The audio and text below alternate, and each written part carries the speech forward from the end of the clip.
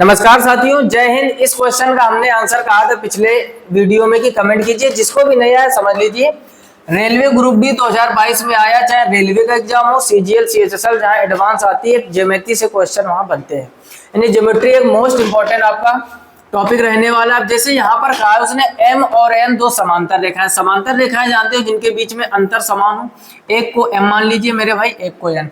कह रहा है एल एक तिर्यक रेखा है, एक तिर्यक रेखा है जो दोनों को प्रतिच्छेद करती है, इसको इन्होंने एल कहा है। ठीक, कभी कभार फिगर बना बनाया मिलता है और कभी कभार हमें बनाना पड़ता है। आगे क्या कह रहा है, जो एम और एन को प्रतिच्छेदित करती है, कह रहा है तो एल के एक ही और बने अंतःकोणों का योग, एक ही और बने अंतःकोण। अब देखो ये एल है, एक ही और बने अंतःकोण, एक ये हो जाएगा, एक ये हो जाएगा। बोलो इतनी बात समझ गए। अब हमने पिछले लेक्चर में आपको कहा था कि ये वाला कोण और ये नीचे वाला कोण, यानी ये अगर थीटा है तो ये भी थीटा होगा, ये दोनों आपस में बराबर होते हैं। और हमने एक बात कही थी कि अगर यहाँ पर हम मान ले मेरे भाई अल्फा, तो ये वाला इसके बराबर होगा। यानी ये जो आपका राइट साइड में ऊपर की ओर कोण बन रहा है और इधर जो राइट साइड में ऊपर की ओर कोण बन रहा है, ये दोनों आपस में बराबर होंगे। नीचे वाले दोनों जो राइट साइड में बन रहा है वो आपस में बराबर होंगे। अगर हम यहाँ पर मान ले मेरे भाई बीटा, तो ये भी ऊपर वाला बीटा इसके बराबर होगा। और इधर अगर लेफ्ट साइड में नीचे की तरफ हम लोग मान ले अल्फा बीटा हो गया, गामा मान लो यहाँ पर, तो ये भी गामा हो जाएगा। यानी कहने का मतलब जब ये दोनों रेखाएं समांतर होती हैं तो जो राइट साइड में ऊपर की तरफ एंगल बनता है, तो दोनों रेखाओं में वो ऊपर की तरफ बनने वाले कोण आपस में बराबर होते हैं। देखो जरूरी नहीं इनके नाम पता हो, जैसे शीर्षभूमिक कोण होता है, एकांतर कोण होता है ना, विपरीत कोण होता है, ये सब आपस में बराबर होते हैं। नाम नहीं भी पता है तो काम चल जाएगा, लेकिन आपको लॉजिक तो पता होना चाहिए कि कौन आपस में बराबर होते हैं। उसके पहले हमने आपको ये भी सिखाया था कि कहीं क्रॉस ऐसे बन रहा हो तो ये होते हैं मेरे भाई शीर्षाभिमुख कोण, ये भी आपस में बराबर होते हैं। यानी जो एक दूसरे की तरफ पीठ करके खड़े हो, हम इस तरफ मुखी हैं, वो भाई साहब जो पीठ जोड़े होंगे वो दूसरी तरफ खड़े होंगे, है ना। तो ये कैसे होते हैं आपस में बराबर। तो अब एक बात बताओ, अगर हम आपसे कहें इन दोनों में कंपेयर करो तो क्या थीटा और बीटा आपस में बराबर नहीं होंगे? क्योंकि शीर्षाभिमुख कोण बराबर होते हैं। उसी प्रकार से थीटा और बीटा ये बराबर हो जाएंगे, अल्फा और गामा बराबर हो जाएंगे, इधर अल्फा और गामा बराबर हो जाएंगे, और ये जो आपस में बराबर है वो अलग।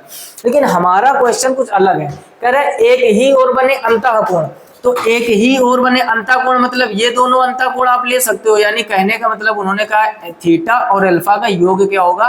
तो मेरे भाई याद कर लो, इसके पहले वाले लेक्चर में हमने जो सिखाया था, आप देख सकते हैं यहाँ पर ये क्वेश्चन हमने कहा था ये थीटा 1 ये थीटा 2, इन दोनों का योग 180 के बराबर होना। यानी जो अंदर वाले अंतःकोण है उनका आपस में योग जो है मेरे भाई वो 180 डिग्री होता है। वही लॉजिक यहाँ लगाया गया। तो ये अंतःकोण, ये भी चाहे इधर वाले आप दोनों ले लो बीटा और गामा, उनका भी एक योग 180 होता है। तो कुछ भी इसमें नहीं करना था, आपको थोड़ा सा समझाया, इस वजह से टाइम ज्यादा लगा है। एक बार आप ये जेड आकृति वाला सीख लो। यानी दो समांतर रेखाएं को जब एक तिर्यक रेखा प्रतिच्छेद करती है तो कौन कौन सी कंडीशन होती है एक बार तैयार कर लीजिए।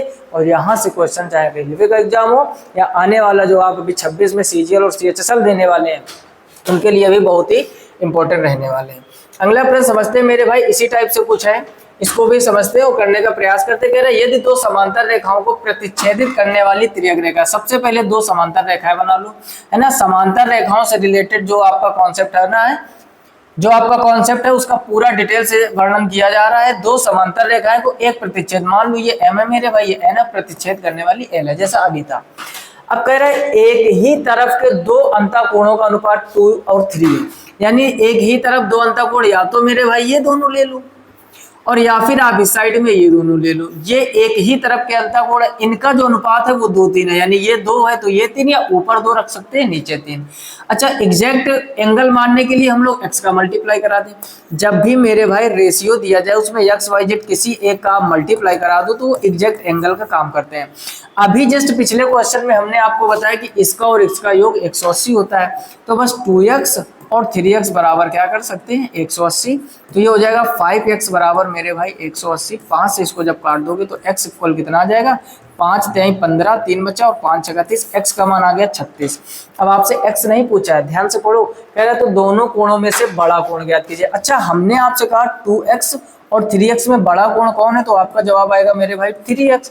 तो 3 × 36 और 36 दिया कितना होता है मेरे भाई 108। Option A will be right answer. बोलो किसी को कोई समस्या?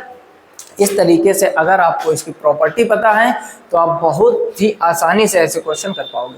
चीजें बेहतर लगी हो 5 मिनट्स होगी, प्लेलिस्ट पूरी विजिट कर लीजिए। इस चैनल पर एक 5 मिनट्स होगी रेलवे के लिए स्पेशल 5 का पिटारा सीरीज चलाई, वो जाकर आप विजिट कीजिए। जाकर जो एसएससी जीडी का एग्जाम देने वाले उनके लिए मेरे भाई स्पेशल सीरीज हमने चलाई जिसका नाम रखा था 10 कदम। हर एक वीडियो में most important 10 question previous year.